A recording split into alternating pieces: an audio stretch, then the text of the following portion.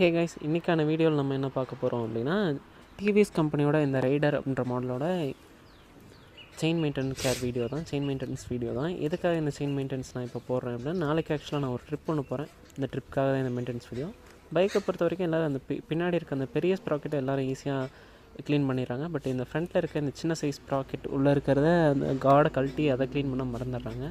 இன்றைக்கி அதுக்காகவும் நம்ம ஒர்க் பண்ணுறோம். 8ஆம் நம்பர் டீ ஸ்பேனர் இருந்தாலே போதும், நம்ம டிவிஎஸ் ரைடர்ன்ற இந்த மாடலோட இதை கழட்டிடலாம். இது 8ஆம் நம்பர் டீ ஸ்பேனர். அண்ட் இது பார்த்திங்கன்னா செயின் க்ளீன் பண்ணுற ப்ரஷ்ஷு.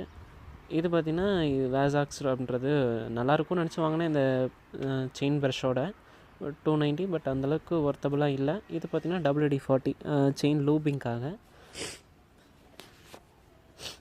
இப்போதைக்குன்னு பார்த்திங்கன்னா நம்ம ஆக்சுவலாக வீடியோ வந்து கொஞ்சம் ஃபோக்கஸ் கம்மியாக இருந்துச்சுன்னா மன்னிச்சுக்கோங்க. ஏன்னா ஒரு கையில் நான் கழட்டிட்டு அப்படியே ஒரு இன்னொரு கையில் ரெக்கார்ட் பண்ணிகிட்ருக்கேன். அதனால் கரெக்டாக ஃபோக்கஸ் ஆகலாம்ன்ற தப்பாக நினச்சிக்காதீங்க. இப்போதைக்கு நான் இதை உள்ள கழட்டி காட்டுறேன்.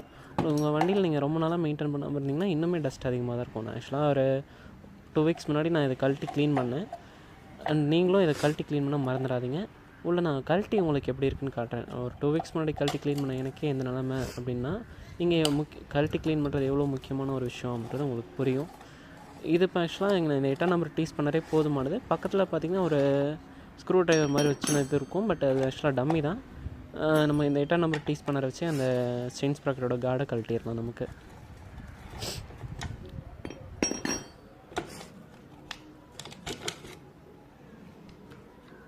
இப்போதைக்கு உள்ளே பார்த்திங்கன்னா நிறைய க்ரீஸ் அடிச்சு கிடக்கும். இப்போதைக்கு கம்மியாக தான் இருக்குது. ஆக்சுவலாக நான் 2 வீக்ஸ் முன்னாடி க்ளீன் பண்ணுறப்போ ரொம்ப அதிகமாக இருந்துச்சு. நானும் ரொம்ப நாளாக க்ளீன் பண்ணாமல் இருந்தேன்.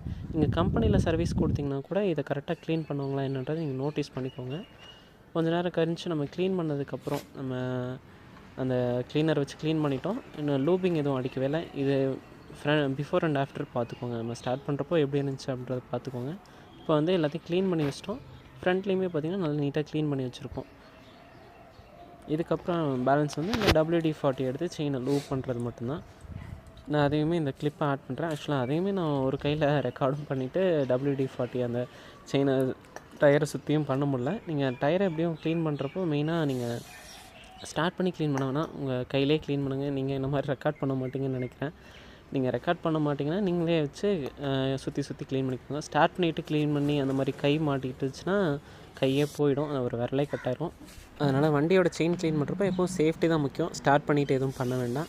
அண்டு மூவபிள் பார்ட்ஸாக எப்போவும் வண்டியில் அடிக்கடி மூவ் ஆகிட்டே இருக்க பார்ட்ஸுக்கும் எப்போவும் லூப் அடிக்க மறந்துடாதீங்க. Foot rest, gear rod, brakes எல்லாத்துக்கும் அடிக்க மறந்துடாதீங்க. அண்ட் தேங்க்ஸ் ஃபார் வாட்சிங். This is my first video. Give your support to my channel. Thank